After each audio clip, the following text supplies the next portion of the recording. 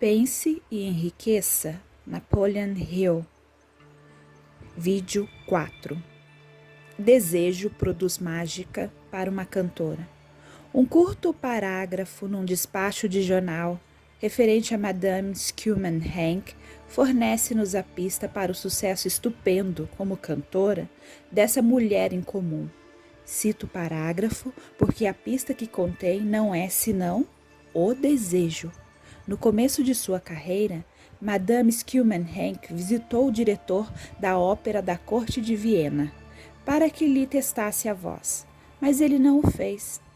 Após um olhar à moça mal vestida e tímida, exclamou, não muito gentilmente, com esse rosto e sem nenhuma personalidade, como pode esperar vencer na ópera? Minha filha, desista da ideia. Compre uma máquina de costura e vá trabalhar. Você nunca poderá ser cantora. Nunca é um longo tempo. O diretor da ópera da Corte de Viena conhecia bem a técnica do canto, mas conhecia bem pouco o poder do desejo, quando assume as proporções de uma obsessão. Se tivesse conhecido melhor esse poder, não teria cometido o erro de condenar um gênio sem dar-lhe uma oportunidade. Há muitos anos, um dos meus sócios comerciais adoeceu. Piorou com o decorrer do tempo, até que, afinal, foi levado ao hospital para ser operado. O médico avisou-me de que pouca ou nenhuma chance haveria de vê-lo vivo novamente. Essa era a opinião do médico. Porém, não era a opinião do paciente. Antes de ser levado para a mesa, sussurrou fracamente: não se incomode, chefe. Sairei daqui em alguns dias. A enfermeira de serviço olhou-me penalizada, mas o paciente se salvou. Depois que tudo terminou, o médico afirmou: só o seu desejo de viver é que o salvou. Nunca teria aguentado se não tivesse recusado a aceitar a possibilidade de morte. Acredito no poder do desejo apoiado pela fé, porque vi esse poder erguer homens de origem obscura a posições de riqueza e poder. Já ouvi roubar a sepultura de sua vítima. Vi-o servindo de meio para que homens ensaiassem a volta, após derrotas em centenas de maneiras diferentes. Vi-o permitir ao meu filho uma vida normal, feliz e bem-sucedida, apesar da natureza tê-lo mandado ao mundo sem orelhas. Como se pode subjugar e utilizar o poder do desejo? Isso foi respondido através desse e dos capítulos subsequentes do livro.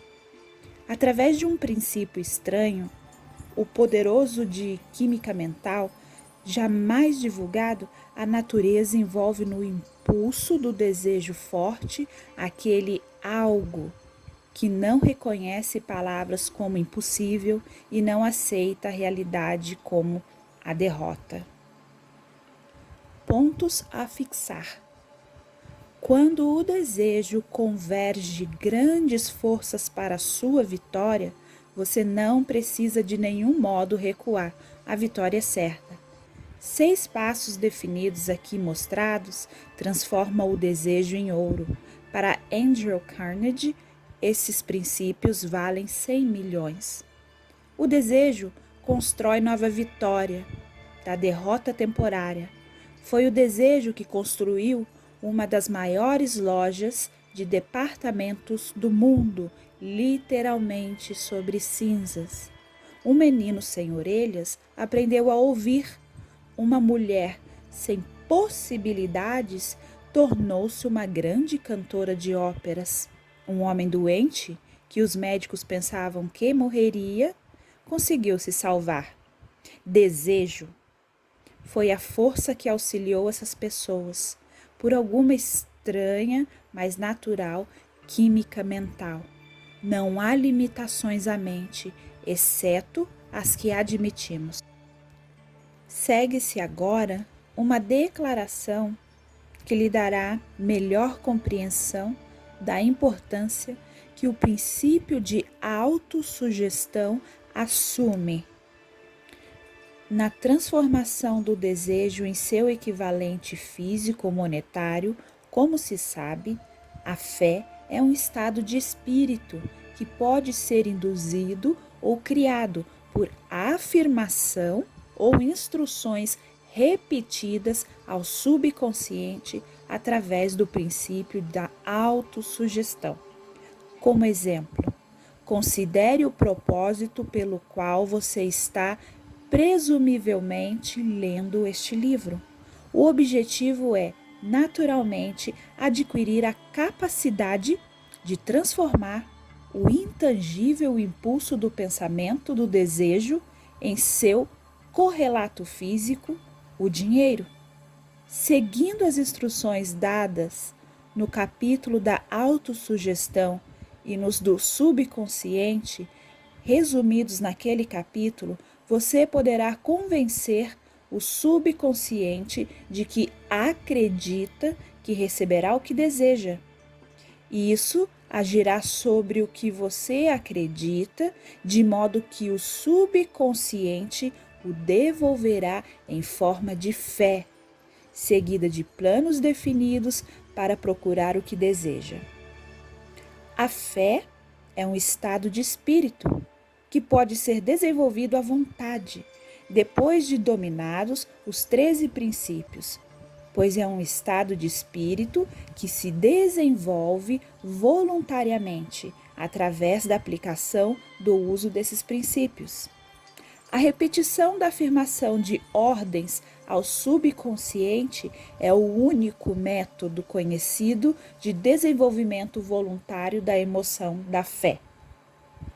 Talvez o sentido se torne mais claro através da seguinte explicação: quanto à maneira dos homens se tornarem, às vezes, criminosos, nas palavras de famosos criminologistas. Quando o homem entra em contato pela primeira vez com um crime, tem-lhe horror. Se mantém em contato com um crime por algum tempo, acostuma-se a ele e aguenta-o. Se ficar muito tempo em contato com o crime, acaba abraçando e se torna influenciado por ele. Isso equivale a dizer que qualquer impulso do pensamento que se transmite repetidamente ao subconsciente é, afinal, aceito e operado pelo subconsciente, que começa a traduzir o impulso para seu equivalente físico pelo processo mais prático que pode obter. Ligado a isso, considere novamente a declaração: todos os pensamentos emocionalizados aos quais se deu sentimento e misturados à fé começam imediatamente a traduzir-se em seu equivalente físico ou cópia. As emoções, ou a parte de sentimento dos pensamentos, são os fatores que dão a esse vitalidade, vida e ação. As emoções de fé, amor e sexo, quando misturadas em qualquer impulso de pensamento, dão-lhe ação maior que qualquer dessas emoções por si só. Não apenas impulso de pensamentos misturados à fé, mas os misturados com qualquer emoção positiva ou qualquer emoção negativa podem alcançar e influenciar o subconsciente. Não existe o azar. Compreender-se-á dessa declaração que o subconsciente traduzirá para o equivalente físico os impulsos de pensamento de natureza negativa ou destrutiva, com a mesma prontidão com que agirá sobre os impulsos de natureza positiva ou construtiva. Isso explica o estranho fenômeno que milhões de pessoas experimentam e ao qual se referem como má sorte ou azar. Há milhões de pessoas que se creem condenadas à pobreza ou ao fracasso por alguma força estranha sobre a qual acreditam não ter controle. São os criadores de sua própria má sorte. Por causa dessa crença negativa que apanhada pelo subconsciente, é traduzida para o seu equivalente físico. Eis um lugar apropriado para sugerir, novamente, que você pode beneficiar-se transmitindo ao subconsciente qualquer desejo que quiser ver traduzido em seu equivalente físico ou monetário, num estado de expectativa ou de crença de que a transmutação terá lugar. Sua crença ou fé é o elemento que determina a ação do subconsciente. Nada pode impedi-lo de enganar o subconsciente ao dar-lhe instruções através de autossugestão, como eu enganei o subconsciente de meu filho. Para tornar o engano mais real, haja como se já estivesse de posse de coisa material que está exigindo. Ao dirigir-se ao subconsciente, o subconsciente transformará em seu equivalente físico pelos meios mais diretos, práticos existentes. Qualquer ordem dada com fé ou crença em que essa ordem será executada. Certamente, muita coisa já foi dita para dar um ponto de partida do qual, através de experiência e prática, se possa adquirir a capacidade de unir a fé com qualquer ordem dada ao subconsciente. A perfeição há de virá pela prática, não pode vir apenas pela leitura de instruções. É essencial que você estimule as emoções positivas como forças dominantes da mente, desanimando ou eliminando as emoções negativas. A mente, dominada por emoções positivas, torna-se abrigo favorável ao estado mental conhecido por fé. A fé dá poder ao pensamento. Em todas as épocas, os religiosos advertiram a humanidade lutadora da necessidade de ter fé, neste ou naquele dogma, nesta ou naquela crença, mas esqueceram de explicar como ter fé. Não afirmaram que a fé é um estado de espírito que pode ser induzido pela autossugestão. Em linguagem acessível a todo ser humano, descreveremos tudo o que se conhece sobre o princípio pelo qual a fé pode ser desenvolvida onde ainda não existe. Tenha fé em si mesmo, fé no infinito. Fé é o elixir eterno que dá vida, poder e ação ao impulso do pensamento. Fé é o ponto de partida de todo o acúmulo de riquezas. Fé é a base de todos os milagres e todos os mistérios que não podem ser analisados pelas regras da ciência. Fé é o único antídoto do fracasso. Fé é o elemento, a substância química que, misturada à oração, permite comunicação direta com a inteligência infinita. Fé é o elemento que transforma a vibração comum do pensamento, criada pela mente finita do homem, em seu equivalente espiritual. Fé é o único instrumento através do qual a força cósmica da inteligência infinita pode ser dominada e usada pelo homem. Pensamentos que dominam sua mente. A prova é simples e fácil de demonstrar. Está envolta no princípio da autossugestão. Concentremos, pois, a atenção sobre o assunto da autossugestão, descobrindo o que é e o que é capaz de conseguir. É fato sobejamente conhecido que se já chega a acreditar o que quer que a gente repita a si mesmo, seja a afirmação verdadeira ou falsa. Vou repetir. É fato sobejamente conhecido que se chega a acreditar o que quer que a gente repita a si mesmo, seja a afirmação verdadeira ou falsa. Se o homem repetir sempre a mentira, acaba por aceitá-la como verdade. Além disso, acreditará tratar-se da verdade.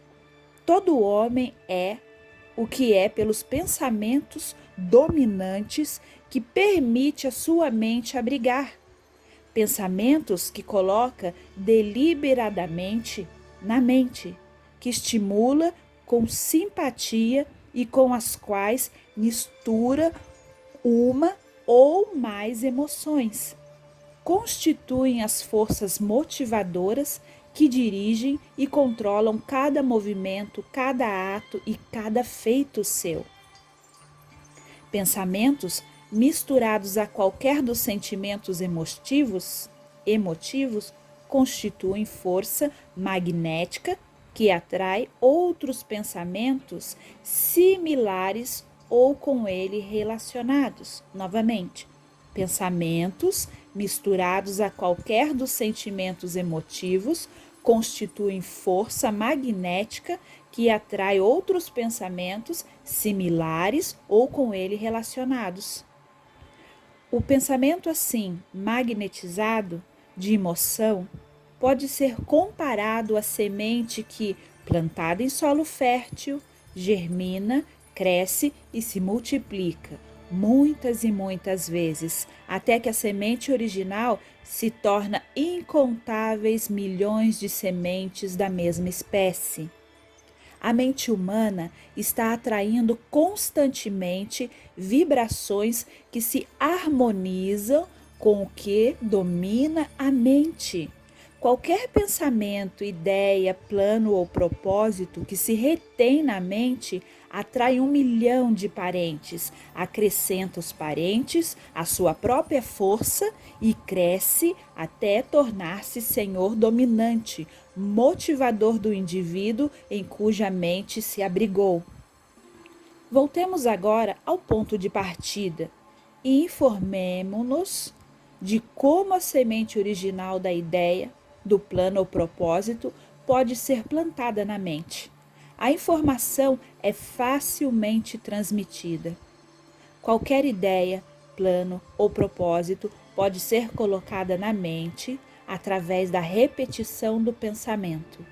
É por isso que você deve redigir a declaração do seu propósito principal ou objetivo mais importante, confiá-lo à memória, repeti-lo em palavras audíveis todos os dias até que as vibrações do som tenham alcançado o subconsciente. Resolva destruir as influências de qualquer ambiente infeliz e construir sua vida bem ordenada, fazendo um inventário das qualidades e deficiências mentais. Você poderá descobrir que sua maior fraqueza é a falta de autoconfiança. Essa desvantagem pode ser superada. A timidez transformada em coragem através do auxílio do princípio da autossugestão. A aplicação desse princípio pode ser feita por um simples arranjo dos impulsos positivos do pensamento, estabelecidos pela escrita, pela memorização e repetidos até se tornarem parte do equipamento de trabalho da faculdade subconsciente de sua mente. 5 passos para a autoconfiança. Primeiro, sei que tenho a capacidade de atingir o objeto do meu propósito definido na vida. Portanto, exijo de mim mesmo uma ação persistente e contínua para sua realização. Aqui e agora prometo empreender tal ação. 2.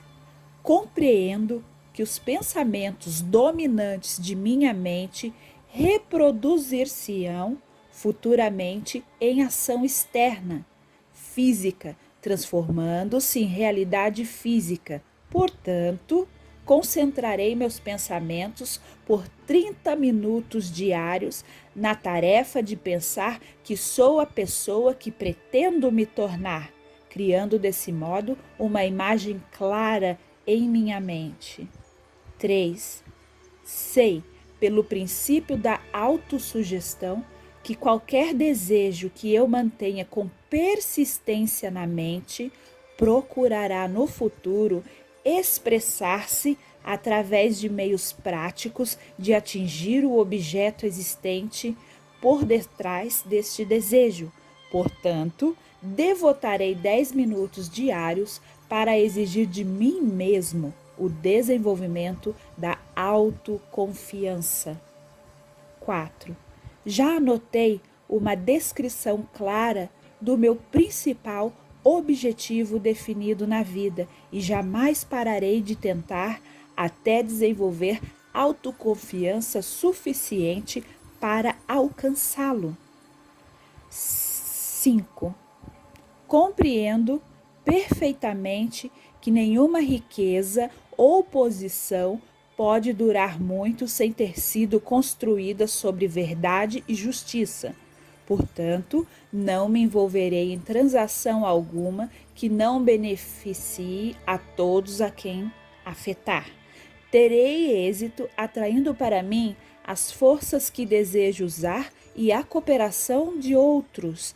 Induzirei outros a servir-me pela minha boa vontade em servi-los. Eliminarei o ódio, a inveja, o egoísmo e o cinismo, cultivando amor pela humanidade, pois sei que uma atitude negativa para com os outros nunca me trará sucesso. Farei com que os outros acreditem em mim, porque eu acredito neles e em mim mesmo. Assinarei essa fórmula, recomendá-la-ei à memória, repetindo-a uma vez por dia, em voz alta, com fé integral de que influenciará gradualmente meus pensamentos e ações, de modo a tornar-me uma pessoa autoconfiante e bem-sucedida. Por detrás dessa fórmula, existe uma lei natural que até hoje ninguém conseguiu explicar. O nome dessa lei tem pouca importância. O que importa a respeito dela é que funciona para a glória e sucesso da humanidade.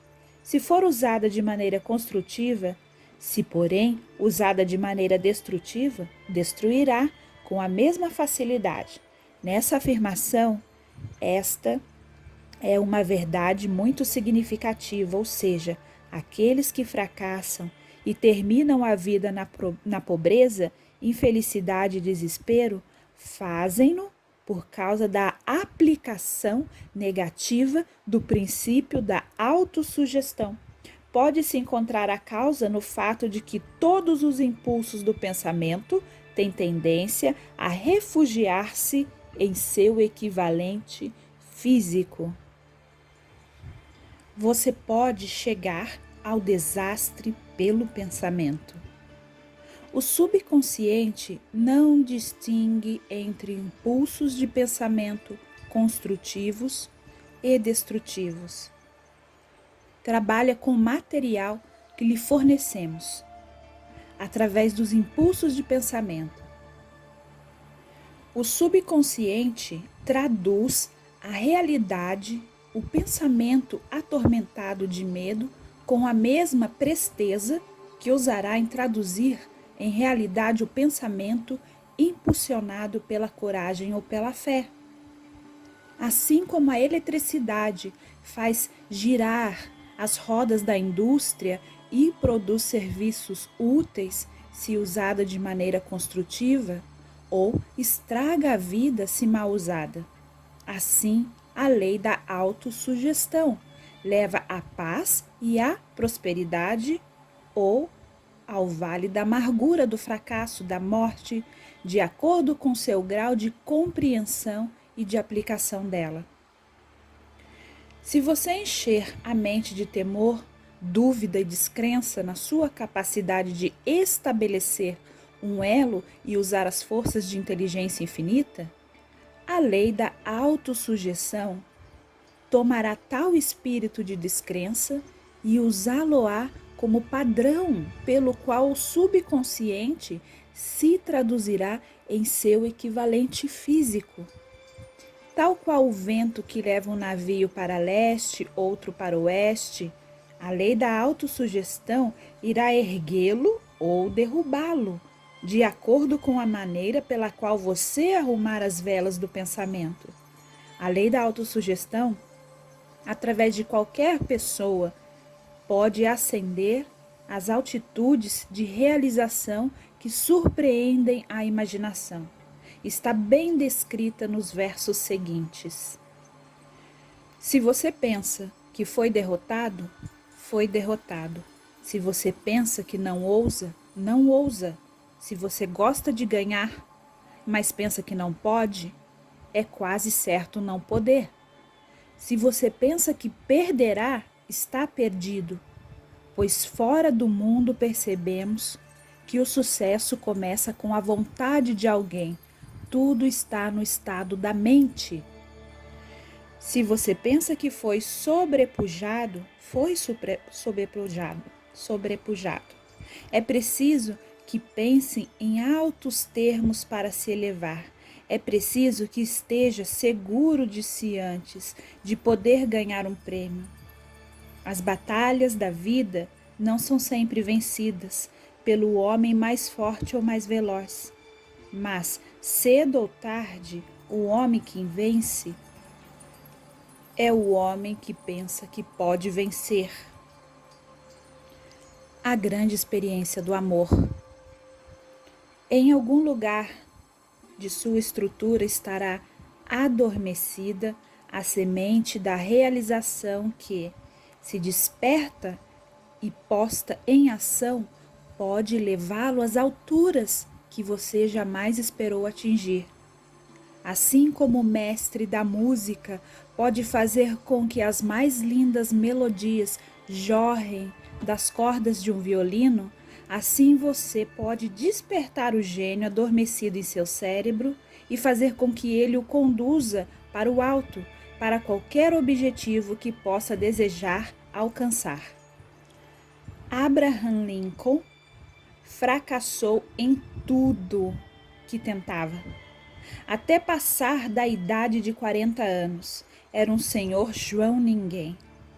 De não importa o que, até que uma grande experiência lhe chegou à vida, despertou o gênio adormecido em seu coração e cérebro e deu ao mundo um de seus homens realmente grandes. Essa experiência se misturou às emoções da tristeza e do amor. Veio-lhe através de Anne Huttejet, a única mulher que amou de verdade. É fato conhecido que a emoção do amor está muito próxima ao estado de espírito conhecido como fé, pela razão de que o amor chega quase a traduzir os impulsos de pensamento em seu equivalente espiritual. Durante seu trabalho de pesquisa, o autor descobriu na análise do trabalho e das realizações de centenas de homens de destacado valor que houve influência de amor de uma mulher por trás de quase todos eles. Se quiser a prova do poder da fé, estude as realizações de homens e mulheres que o empregaram. Encabeçando a lista está o Nazareno, a base do cristianismo, a fé. Embora muitos tenham pervertido ou interpretado erradamente o significado dessa grande força, a súmula e a substância dos ensinamentos e realizações de Cristo, que podem ser interpretados como milagres, foi nada mais, nada menos que a fé. Se existem fenômenos como milagres, eles só são produzidos através do estado de espírito conhecido como fé. Consideremos o poder da fé, como o demonstrou um homem muito conhecido da época de Mahatma Gandhi, da Índia. Nesse homem, teve a humanidade um dos mais assombrosos exemplos das possibilidades da fé. Gandhi controlava mais poder potencial que qualquer pessoa viva em sua época, apesar do fato de não ter nenhum dos instrumentos ortodoxos de poder, como dinheiro, navio de guerra, soldado, armamento. Gandhi não tinha dinheiro nem lar, nem um terno como roupa, mas teve poder. Como conseguiu esse poder? Criou-o da compreensão que tinha do princípio da fé por sua capacidade de transplantar essa fé nas mentes de 200 milhões de pessoas. Gandhi conseguiu o assombroso feito de influenciar 200 milhões de mentes para unir-se e mover-se em um uníssono, como uma única mente. Que outra força na Terra, exceto a fé, poderia conseguir tanto? Você dá antes de ganhar. Por causa da necessidade de fé e cooperação ao operar negócios e indústria, será tanto interessante como útil analisar um acontecimento que fornece uma compreensão excelente do método pelo qual as indústrias e homens de negócios acumulam grandes fortunas, dando antes de tentar ganhar.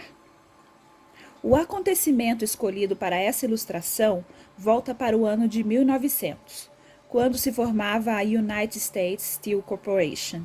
Ao ler a história, guarde esses fatos fundamentais e entenderá como se converteram ideias em vastas fortunas.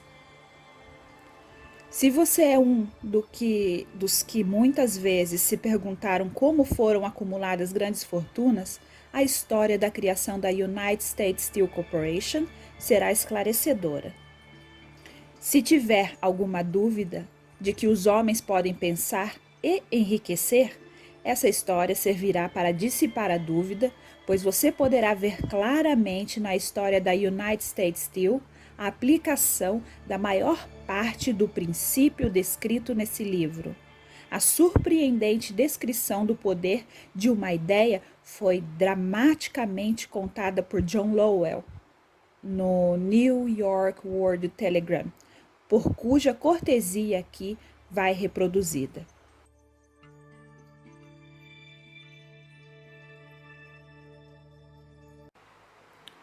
Um belo discurso após o jantar por $1 bilhão.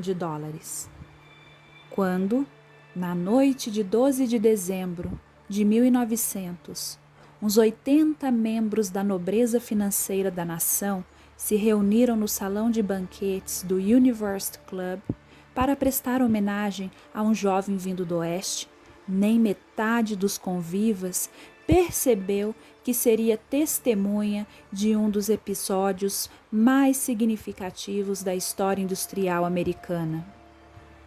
J. Edward Simons e Charles Stewart Smith, com os corações cheios de gratidão pela generosa hospitalidade que lhes fora proporcionada por Charles Schwab no discurso de recente visita a Pittsburgh, tinha organizado o jantar para apresentar o Homem do Aço, de 38 anos, à Sociedade Banqueira do Leste.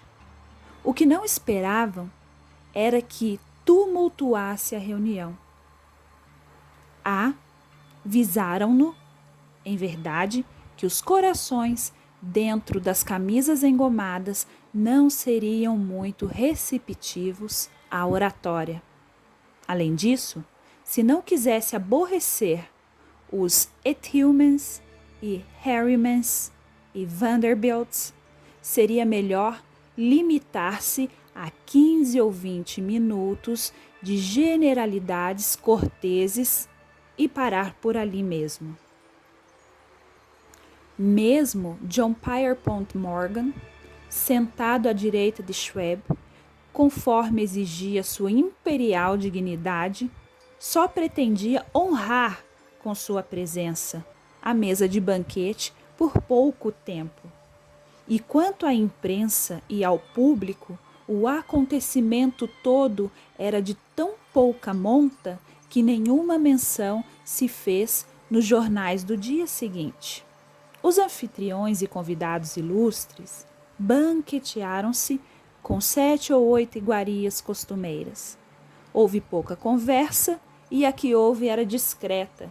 Poucos banqueiros e corretores conhecia Schwab, cuja carreira fluíra às margens do Monongahela, e ninguém o conhecia bem.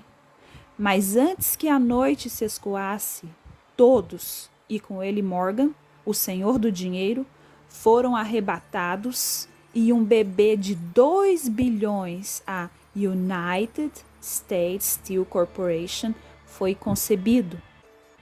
Talvez seja infelicidade para a história que não se tenha gravado o discurso de Charles Schwab no jantar. É provável, contudo, que se tratasse de um discurso rústico, meio sem gramática, pois as belezas da língua nunca preocuparam Schwab. Cheio de epigramas e intercalado de espírito. Mas, a parte disso, teve força e efeito galvânicos sobre o capital avaliado em 5 bilhões, representado pelos convivas. Depois que terminou e a reunião ainda estava sob seu fascínio, embora Schwab tivesse falado durante 90 minutos, Morgan levou o orador a uma janela retirada, onde, balançando as pernas que pendiam dos assentos altos e desconfortáveis, ficaram conversando por mais de 1 hora. A magia da personalidade de Schwab fora solta, a todo vapor, mas o que era mais importante e duradouro foi o programa imponente e bem delineado que esboçara para o engrandecimento do aço. Muitos outros tinham tentado interessar Morgan em formar um truste do aço, nos padrões dos trustes de biscoito, arame, açúcar, borracha, uísque, óleo ou goma de mascar. John W. Gates, o jogador, recomendara-o, mas Morgan não confiava nele. Moore, Bill e Jim, corretores de Chicago, que juntaram um trust de fósforos e uma corporação de bolachas, recomendaram-no e fracassaram. Albert A. Gary, o advogado rural bonachão, quis fomentá-lo, mas não era bastante, não era o suficiente grande para impressionar, enquanto a eloquência de Schwab não elevou J.P. Morgan aos píncaros donde pôde visualizar os resultados sólidos da empresa financeira mais corajosa jamais concebida. O projeto foi encarado como sonho delirante de doidos por dinheiro fácil. O magnetismo financeiro que começou há uma geração a atrair milhares de campanhas pequenas e às vezes mal dirigidas para combinações grandes e capazes de esmagar concorrências, tomou-se operacional no mundo do aço, através das maquinações desse jovem pirata dos negócios, John W. Gates. Gates já tinha formado o American Steel and Wire Company, de uma cadeia de pequenas empresas, e juntamente com Morgan tinha criado a Federal Steel Company. Entretanto, ao lado do gigantesco truste vertical de Andrew Carnegie, pertencente e operado por 53 sócios, as outras combinações eram ninharia. Podiam associar-se à vontade, mas o grupo todo não chegava aos pés da organização Carnegie, e Morgan sabia disso. O excêntrico velho escocês também o sabia. Das magníficas alturas do castelo de Skibo, observava o princípio achando divertido, depois com ressentimento, as tentativas das companhias menores de Morgan atrapalharem seus negócios. Quando as tentativas se tornaram ousadas demais, o gênio Carnegie manifestou-se pela raiva e vingança. Resolveu duplicar todas as fábricas que seus rivais possuíam até então. Não estivera interessado em arames, canos, argolas ou folhas. Ao contrário, contentava-se em vender a essas companhias o aço bruto de que precisavam e em deixar que o moldassem da forma que quisessem. Agora, tendo Schwab como seu tenente principal e capaz, planejava encostar os inimigos à parede.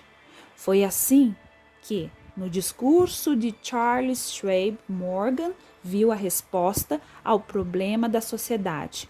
Um trust seria um pudim de ameixas, como o disse um escritor sem as ameixas.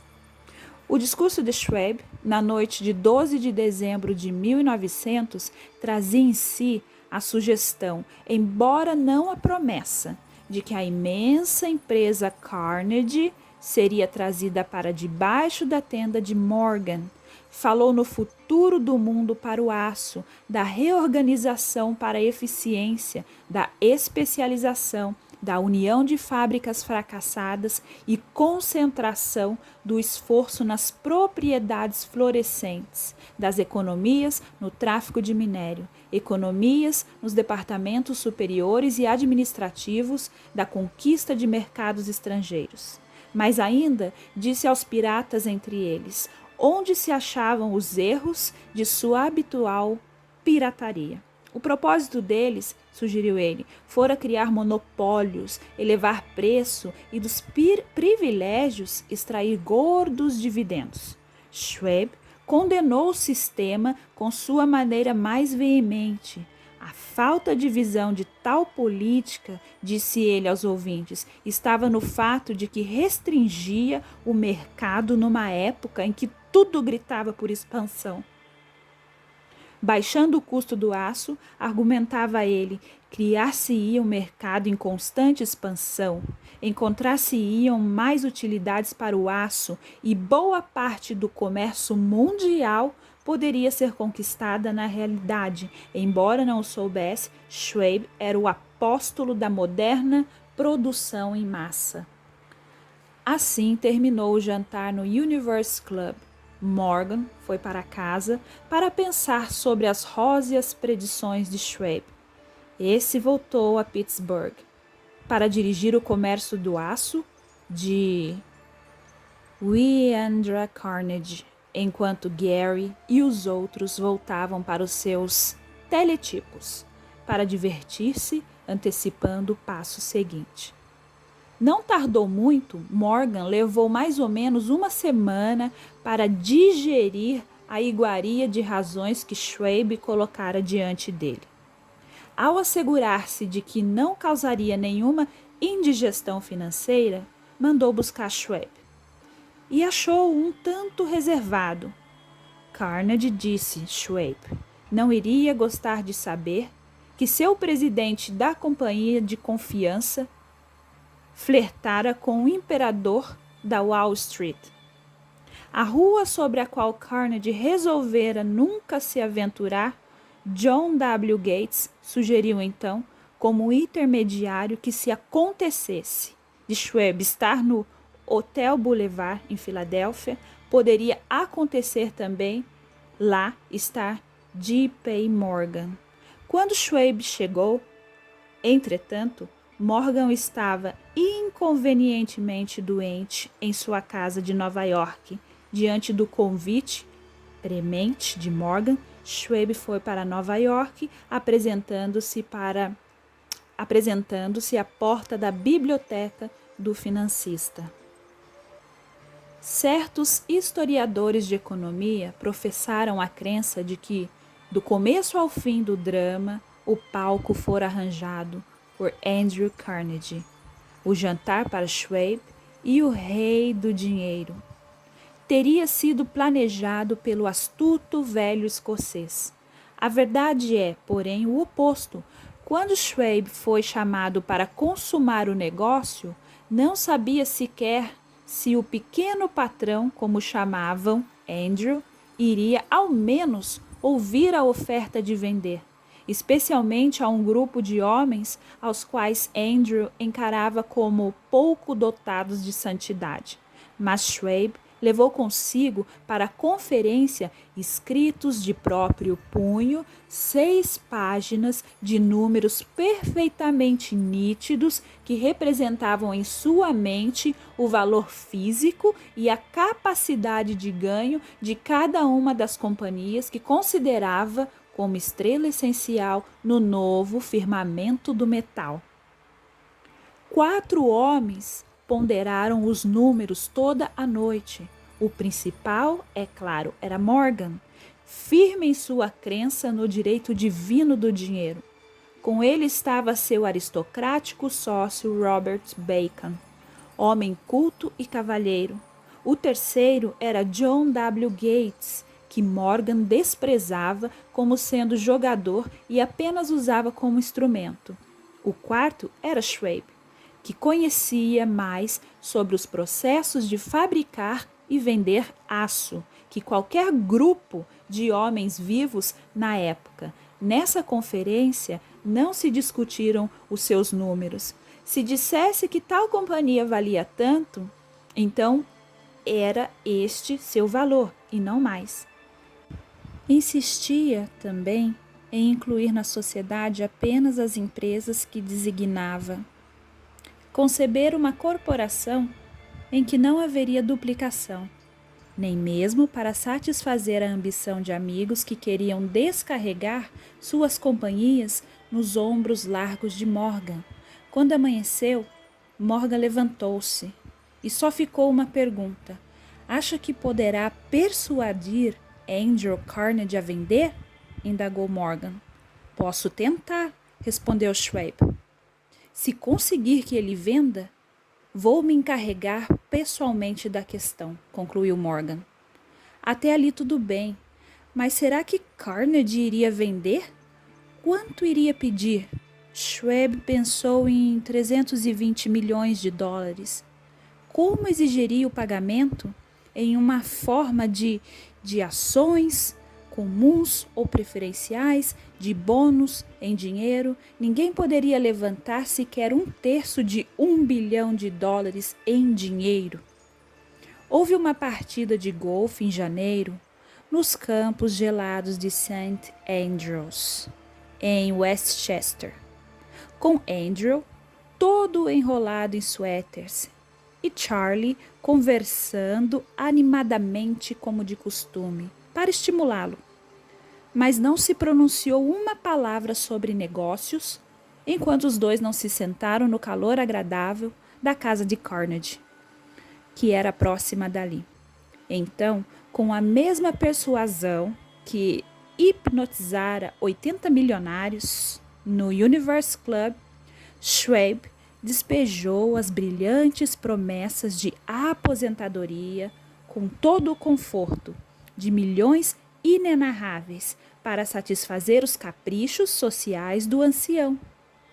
Carnegie capitulou, escreveu um número num pedaço de papel, estendeu a Schwab e disse: está bem, venderemos por esta quantia.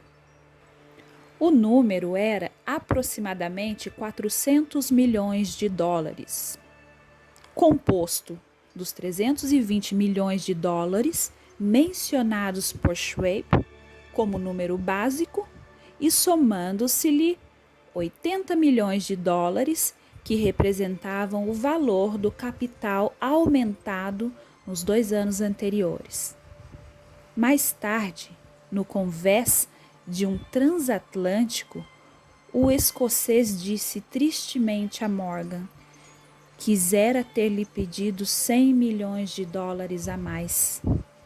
Se os tivesse pedido, teria recebido, assegurou-lhe Morgan alegremente. Houve alvoroço, é claro.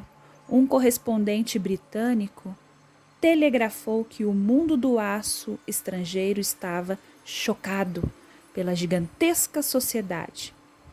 O presidente Hadley, do Vale, declarou que, a não ser que os trustes fossem regulamentados, o país poderia esperar um imperador em Washington.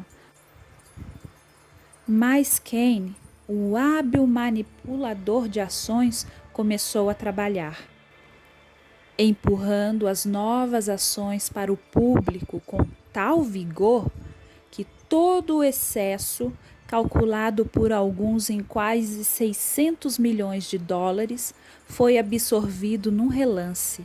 Assim, Carnegie teve os seus milhões.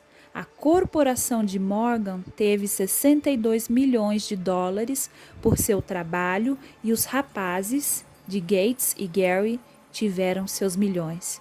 Schwab, de 38 anos, teve sua recompensa. Foi feito presidente da nova companhia, ficando no poder até 1930. As riquezas começam dentro do homem. A história dramática do grande negócio que você acabou de ler é um exemplo perfeito do método pelo qual o desejo pode ser transformado em seu equivalente físico. Essa organização gigantesca fora criada na mente de um só homem. O plano pelo qual as fábricas de aço davam estabilidade financeira à organização fora criada na mente do mesmo homem. Sua fé, seu desejo, sua imaginação e sua persistência foram os verdadeiros ingredientes que entraram na United States Steel. As fábricas de aço e equipamento mecânico adquirido pela companhia, depois de assegurada sua existência legal, foram incidentais, mas uma análise cuidadosa revelara o fato de que o valor estimativo das propriedades adquiridas pela companhia aumentou em aproximadamente $600 milhões pela simples transação que as uniu sob uma única direção. Em outras palavras, a ideia de Charles Schwab, mais a fé com que a transmitiu à mente de J.P. Morgan e a dos outros, foi negociada por um lucro de aproximadamente $600 milhões. Não é uma soma insignificante por uma única ideia. A United Steel Corporation prosperou e se tornou uma das mais ricas e poderosas companhias da América, empregando milhares de pessoas, desenvolvendo novos usos para o aço, abrindo novos mercados e provando assim que os $600 milhões em lucros que a ideia de Schwab produziu foram merecidos. A riqueza começa em forma de pensamento. A quantidade só é limitada pela pessoa em cuja mente o pensamento é posto em movimento. A fé remove as limitações, lembre-se disso. Quando você estiver pronto a negociar com a vida pelo preço que você exigir por ter passado por aqui. Pontos a fixar. A fé é indispensável para o sucesso. Ela é induzida e fortalecida pelas instruções dadas ao subconsciente. Eis 5 passos para a autoconfiança. Todos eles facilmente ao seu real alcance. Você sabe agora como se atirar ao desastre pelo pensamento ou como obter a vitória e felicidade com resultado das mesmas circunstâncias. Homens como Lincoln e Gandhi mostram-nos como pensamentos podem ter magnetismo, o que atrai pensamentos correlatos e faz com que milhares de mentes trabalhem como uma só. É essencial dar antes de ganhar. Homens ricos tiveram de aprendê-lo antes de um negócio ilegal se transformar em negócio que trabalha com e para o público sem deixar de ser lucrativo. Tanto a pobreza como a riqueza são produtos da fé.